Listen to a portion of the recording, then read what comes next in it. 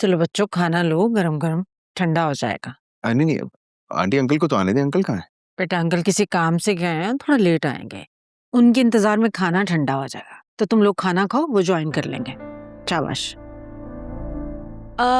असफर भाई, अम्मा और जोया जी मुझे बता रही थी कि आप पर उस औरत ने जादू कर दिया था। अब आपकी तबीयत कैसी है? बेहतर है काफी। जादू का असर वैसे भी खत्म हो गया था। फिजा बेटा, पुरानी बातें छोड़ दो। रात गई बात गई, जो होना था हो गया। आगे चलो। आगे देखने के लिए पीछे का हिसाब तो साफ रखना होगा ना। असफर बेटा, बेटा ये कबाब लो, बहुत मजे के हैं। असफर को तो कबाब बहुत पसंद है, खास तौर पे आपके हाथ के। इसीलिए बनाया मैंने। असफर भाई, आपने घर खाली कर दिया है? I mean, सेल कर दिया है या अभी तक नहीं हुआ? एक दो पार्टीज को दिखाया है, वो जैसे ही ओके हो जाएगा तो हम कर देंगे। हो सकता है आजकल में हो जाए या 1 महीना भी लग सकता है। इसीलिए हम भी घर देख रहे हैं, बस जल्दी से अच्छा सा घर मिल जाए। घर तो हमारा भी खाली है, लेकिन असफर भाई जैसे गैरतमंद आदमी तो कभी भी घर दामाद नहीं बनेंगे, है ना अम्मा? नहीं, मेरी सोच जरा आजकल की है। दामाद भी तो बेटा होता है ना, और बेटा तो घर में रह सकता है। हाँ हाँ बेटा, क्यों नहीं, तुम भी बेटे ही हो।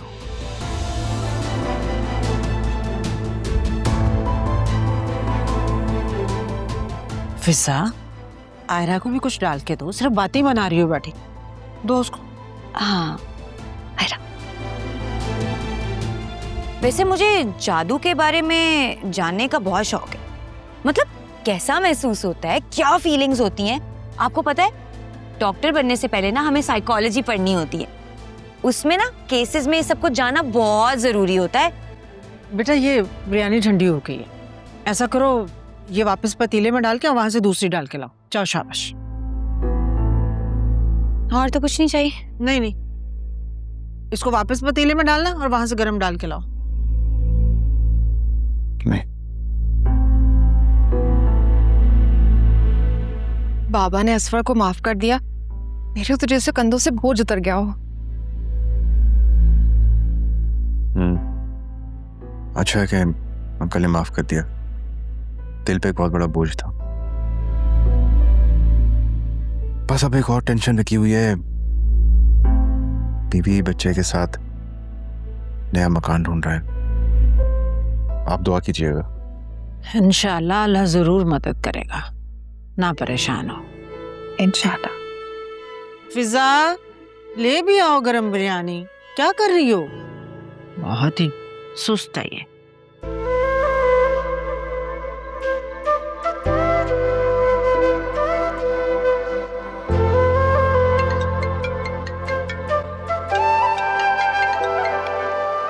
हेलो। हेलो, वासी साहब बात कर रहे हैं? जी बात कर रहा हूँ। सर मैं स्टार होटल से बात कर रहा हूँ। आपकी एक दोस्त मैडम फरिया का स्टे हमारे होटल में था। उनकी तबीयत आज बहुत ख़राब हो गई है। आप जल्दी से यहाँ आ जाएं। तो आप उनको हॉस्पिटल लेकर जाए ना। सर उनकी हालत बहुत ख़राब है। उन्होंने कहा है कि आपको जल्द से जल्द यहाँ बुलाया जाए। बात करवाएं मेरी उनसे आप। सर वो अपने होश में नहीं है। आप प्लीज़ यहाँ जल्दी आ जाएं, वरना कोई बड़ा नुकसान ना हो जाए। क्या हुआ है? सब खैरियत तो है ना? किसको लेकर जाना है हॉस्पिटल?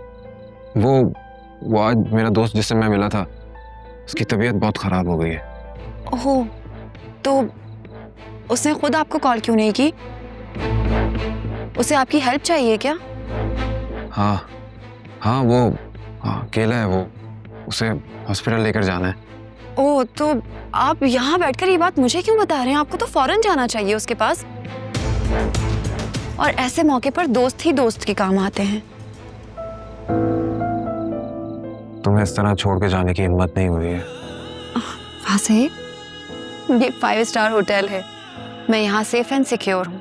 आप मेरी फिक्र मत करें, आप अपने दोस्त को हॉस्पिटल लेकर जाएं। Are you sure? तुम्हें कोई प्रॉब्लम तो नहीं होगी? डर तो नहीं लगेगा? वहां से कुछ नहीं होगा, और डर किस बात का? आप प्लीज जाएं, और इस मुश्किल वक्त में दोस्त काम ना आए ना तो फिर फायदा नहीं है ऐसी दोस्ती का। चले उठिए। हाँ मैं जाता हूँ।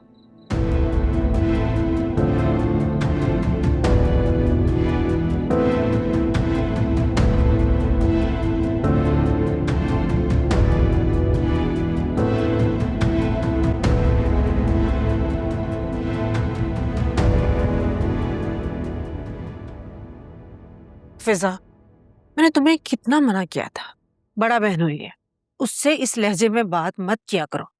लेकिन तुम्हें मेरी बात समझ नहीं आती है, अपनी हरकतों से बाज नहीं आती हो तुम। अम्मा, ये जादू, ये माफी, ये सब एक ढकोसला है, ढकोसला। आप लोगों की आंखें क्यों नहीं खुल रही हैं?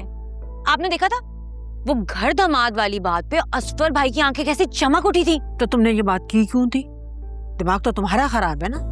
अगर उसके दिमाग में ये बात थी भी नहीं ना तो तुमने डाल दी है। अब सियानी बनती हो बहुत। यानी कि आपको भी अंदाजा है कि असफर भाई अभी तक बदले नहीं है, उनकी फितरत अभी भी मांगने तांगने वाली है। फिजा, वो तुम्हारा बड़ा बहन हुई है, इज्जत से पेश आया करो, बड़ी बहन का शौहर है वो। तो जोया बाजी भी तो अपने घर की बड़ी बहू है ना।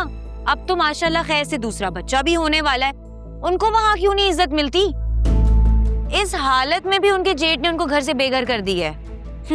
फिजा, तुम्हें कौन समझाए बेटा, ये उनके घर का मामला है, हम नहीं बोल सकते। ये भी ठीक है, मर्द को इज्जत रिश्ते से मिल जाती है जबकि औरत को मेहनत से कमानी पड़ती है। ज्यादा ना बातें मत बनाओ, औरत का काम है घर गृहस्थी संभालना, घर संभालने तो वही काफी है। तुम ज्यादा बड़ी बनने की कोशिश मत करो, इस घर के बड़े हम हैं और अभी हम जिंदा हैं। अम्मा, वैसे आप लोग बहुत गलत कर रहे हैं। तो क्या करूं? जोया को तलाक दिलवाकर घर बैठा लूं, ये चाहती हो तुम? अरे हम आज मरे कल दूसरा दिन। तुम्हारा क्या है, तुम्हारी शादी होगी अपने घर चली जाओगी, उसको कौन देखेगा, किसके सहारे जिएगी वो तुम दोनों की तरह ना इतनी पढ़ी लिखी है ना पूरा एतमाद। वो अकेली इस दुनिया का मुकाबला नहीं कर सकती, समझो इस बात को। औरत चाहे जितनी भी पढ़ लिख जाए, कितनी भी पूरा एतमाद क्यों ना हो जाए, उसे मर्द के सहारे की जरूरत पड़ती है। ये साफ करके रखो वहां पे, बातें करा लो इससे जितनी मर्जी। अब बुलाए ना मर्द को भी इस काम के लिए। मर्द मर्द मर्द ऐसी रखूंगी, सुखाऊंगी तो नहीं।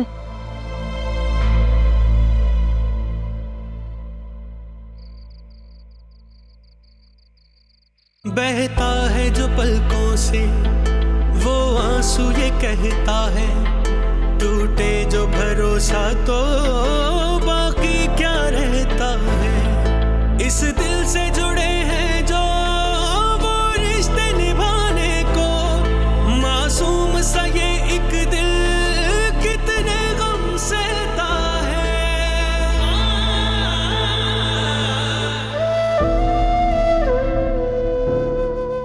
तुम्हारे पास फर्स्ट एड बैंडेज है? Why? What happened? मुझे स्टेपलर पेन लग गई है, इतनी ब्लीडिंग हो रही है, पेन भी बहुत हो रहा है। You are bleeding. तुम स्टेपलर पिन कैसे लगा ली तुमने अपनी उंगली पर? इतनी केयरलेस कैसे हो सकती हो यार तुम खून कितना निकल रहा है तुम्हारा। मेरे पास ड्रॉज में बैंडेज है, इधर आओ मेरे साथ आओ, कम।